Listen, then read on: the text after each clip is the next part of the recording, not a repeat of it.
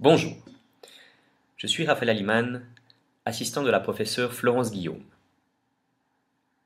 Dans la courte présentation qui va suivre, je vais vous présenter l'institution du renvoi en droit international privé. Je vais traiter de la notion du renvoi, des principes qui lui sont applicables, de la distinction entre renvoi au premier degré et renvoi au second degré. Je vais ensuite illustrer mes propos à l'aide d'exemples pratiques avant d'aborder la problématique du double renvoi. Qu'est-ce que le renvoi? Le renvoi est l'opération consistant pour le juge du fort à appliquer les règles de conflit de loi d'un droit international privé étranger.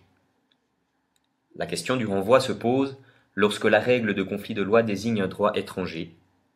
Faut-il appliquer le droit matériel étranger ou le droit international privé étranger? La réponse à cette question dépend des caractéristiques de la règle de conflit de loi du fort. Certaines normes désignent le droit matériel étranger, alors que d'autres désignent le droit international privé étranger. Lorsque la règle de conflit de loi du fort désigne le droit matériel étranger, le juge applique directement ce droit matériel. En revanche, lorsque la règle de conflit de loi du fort désigne le droit international privé étranger, le juge doit appliquer la règle de conflit de loi étrangère pour déterminer quel droit matériel est applicable. On dit qu'il y a renvoi. Le renvoi est donc la situation dans laquelle le juge du fort doit appliquer les règles de droit international privé étrangère pour trouver la loi applicable à une situation donnée. Il s'agit d'une situation exceptionnelle.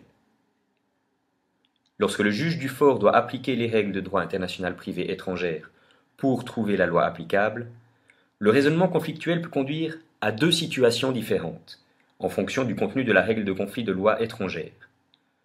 Le droit international privé étranger désigne à son tour le droit du fort, on parle dans ce cas de renvoi au premier degré, ou le droit international privé étranger désigne à son tour le droit d'un État tiers, on parle dans ce cas de renvoi au second degré. En principe, la règle de conflit de loi suisse désigne le droit matériel étranger, et non pas le droit international privé étranger. La LDIP ne prévoit ainsi généralement pas de renvoi. Autrement dit, le juge suisse applique la loi matérielle de l'État désigné par la règle de conflit de loi suisse, et il n'utilise pas les règles de droit international privé étrangères. Ce principe découle de l'article 14 alinéa 1 LDIP. Il y a cependant deux exceptions à ce principe de base, qu'est l'absence d'application du droit international privé étranger par le juge suisse. Au terme de l'article 14 alinéa 1 LDIP, un renvoi est admis s'il est expressément prévu par référence, dans un article de la LDIP, au droit international privé étranger. Autrement dit, lorsque les règles de conflit de loi de la LDIP désignent très exceptionnellement le droit international privé étranger, elles le font de façon expresse. Selon l'article 14 alinéa 2 LDIP, le renvoi de la loi étrangère au droit suisse est accepté en matière d'état civil. Dans ce domaine particulier, le renvoi au premier degré est ainsi admis. Lorsque la règle de conflit de loi de la LDIP applicable à une matière relevant de l'état civil désigne un droit étranger, il convient par conséquent de vérifier ce que prévoit le droit international privé de cet état étranger. S'il désigne à son tour le droit suisse comme étant applicable, le renvoi est admis et le droit matériel suisse est applicable. Dans tous les autres cas, le renvoi n'est pas admis. La règle de conflit de loi de la LDIP sera ainsi appliquée sans renvoi et désignera directement le droit matériel étranger. En cas de renvoi, le juge suisse applique la norme de conflit de loi étrangère sans tenir compte d'un éventuel renvoi subséquent. Autrement dit, il applique directement le droit matériel désigné par la règle de conflit de loi étrangère. Lorsque le juge suisse doit appliquer, à titre exceptionnel, le droit international privé étranger de l'État désigné par la règle de conflit de loi suisse, trois situations peuvent se présenter. La première situation est celle dans laquelle la règle de droit international privé étrangère désigne le droit de ce même État. Dans ce cas, il n'y a pas de renvoi du point de vue suisse, et le juge suisse peut appliquer sans autre le droit matériel de l'État étranger. Dans la deuxième situation, La règle de droit international privé étrangère désigne à son tour le droit suisse. Il y a dans ce cas un renvoi au premier degré du point de vue suisse. La règle de conflit étranger renvoie en effet au droit du fort. Il y a en quelque sorte un renvoi à l'expéditeur. Le juge suisse va pouvoir appliquer le droit matériel suisse grâce à la règle de droit international privé étrangère dont il s'est servi à la suite de la règle de droit international privé suisse. Dans la troisième situation, la règle de droit international privé étrangère désigne à son tour le droit d'un État tiers. Il y a dans ce cas un renvoi au second degré du point de vue suisse. La règle de conflit étranger renvoie en effet au droit d'un autre État étranger. Le juge suisse va appliquer le droit matériel de cet autre État étranger par une sorte d'effet réflexe résultant de l'application de la règle de droit international privé étrangère dont il s'est servi à la suite de la règle de droit international privé suisse.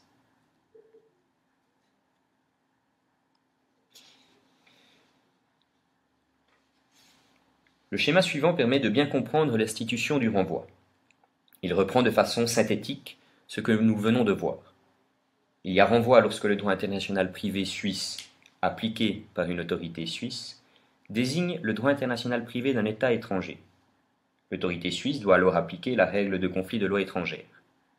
Celle-ci peut désigner à son tour soit le droit matériel de ce même État, dans ce cas il n'y a pas de renvoi du point de vue suisse, soit le droit matériel suisse, dans ce cas il y a un renvoi au premier degré du point de vue suisse, soit encore elle peut désigner le droit matériel d'un État tiers, dans ce cas il y a un renvoi au second degré du point de vue suisse. Pour illustrer les principes relatifs au renvoi que nous venons d'aborder, nous allons voir deux exemples. Le premier exemple met en scène une personne propriétaire de biens en Suisse. Cette personne décède alors qu'elle était domiciliée en Allemagne. Au préalable, il convient de se demander si les autorités suisses sont compétentes pour régler la part de la succession située en Suisse. Tel est le cas lorsque les autorités étrangères de l'état du dernier domicile du découius ne s'occupent pas des biens situés en Suisse. Cette compétence ressort de l'article 87 de la LDIP ou de l'article 88 de la LDIP en fonction de la nationalité du découius. Qu'en est-il du droit applicable à la part de la succession du découius situé en Suisse, dans le cas où le découius était de nationalité suisse, et dans l'hypothèse où il était de nationalité française? Si l'on considère que le défunt était de nationalité suisse, cela induit que les autorités suisses sont compétentes en vertu de l'article 87 alinéa 1 de la LDIP qui consacre le fort d'origine. Sur cette base, c'est l'article 91 alinéa 2 de la LDIP qui permet de déterminer le droit applicable à la succession. Celui-ci prévoit que dans la mesure où les autorités judiciaires ou administratives suisses sont compétentes en vertu de l'article 87, la succession d'un défunt suisse qui a eu son dernier domicile à l'étranger est régie par le droit suisse, à moins que, par testament ou pacte successoral, le défunt n'ait réservé expressément le droit de son dernier domicile. Le droit matériel suisse est ainsi directement désigné par la règle de conflit de loi suisse, sous réserve d'une élection de droit. La règle de conflit de loi suisse ne désigne pas un droit étranger, et il ne s'agit donc pas d'un cas de renvoi. Les autorités suisses peuvent donc appliquer sans autre le droit matériel suisse.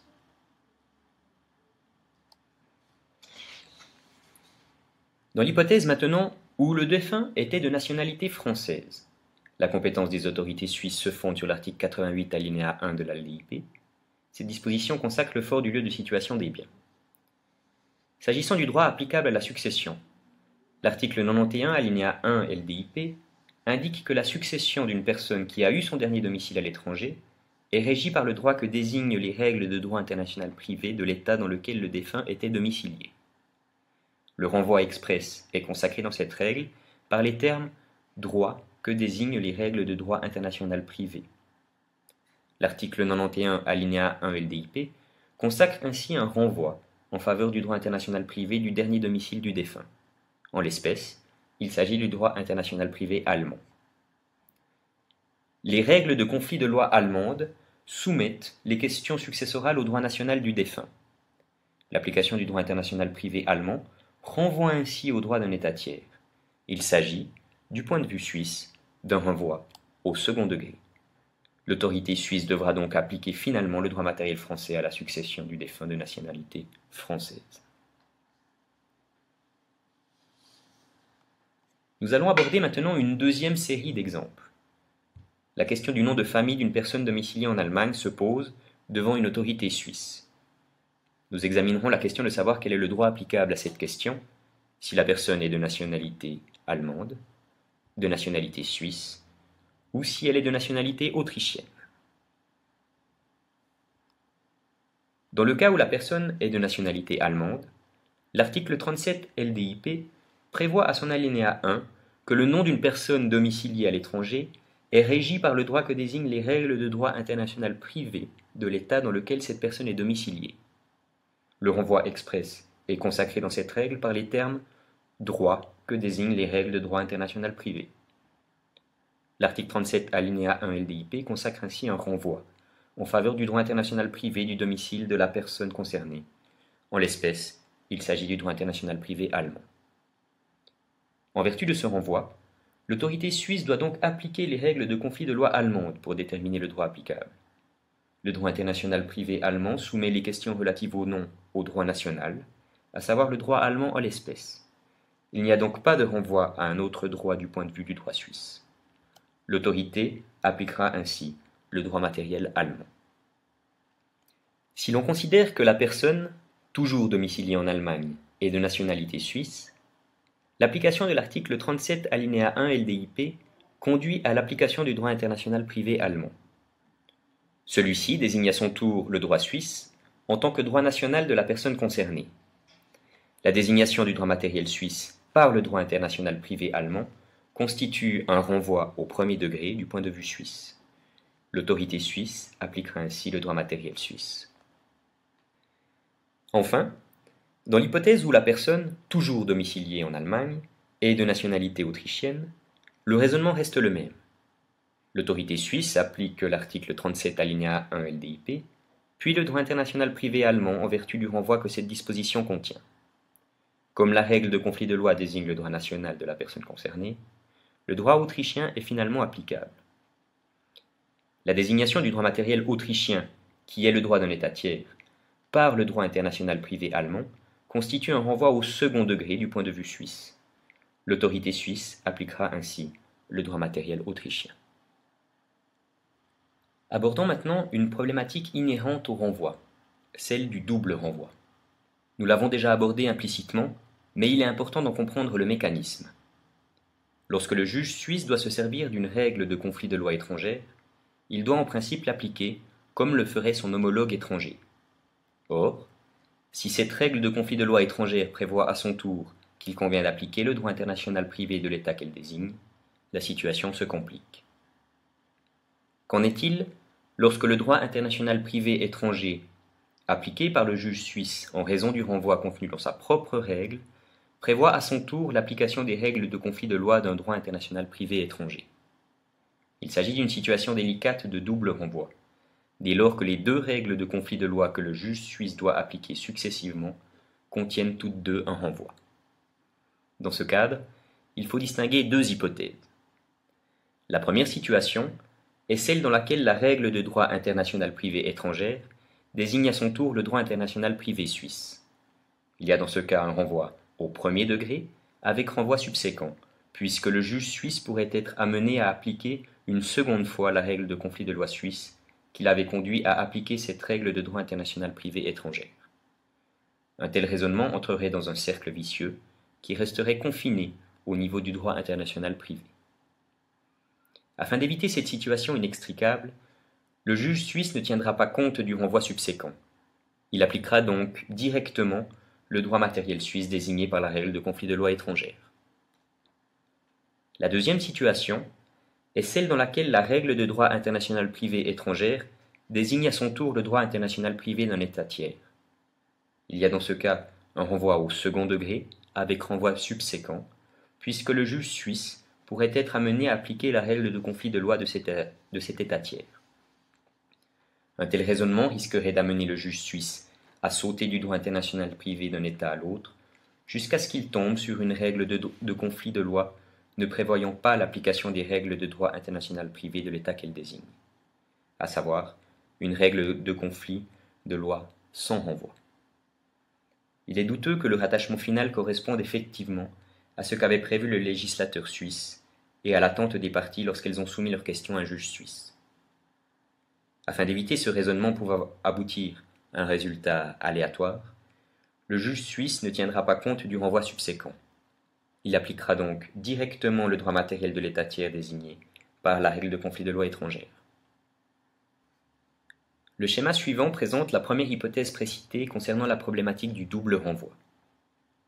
Le juge suisse applique son propre droit international privé, à savoir la LDIP, pour déterminer quel est le droit applicable à une question litigieuse. Les règles de conflit de loi suisse peuvent désigner le droit d'un État étranger. En principe, il s'agira du droit matériel. Mais il peut arriver exceptionnellement que ce soit le droit international privé étranger qui soit désigné. Il y a dans ce cas renvoi. À son tour, le droit international privé étranger peut désigner le droit suisse.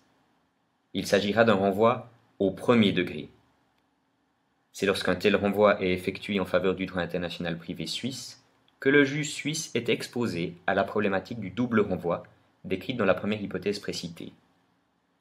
Afin d'éviter d'entrer dans un cercle vicieux confiné au niveau du droit international privé, le juge suisse ne tiendra pas compte du renvoi subséquent.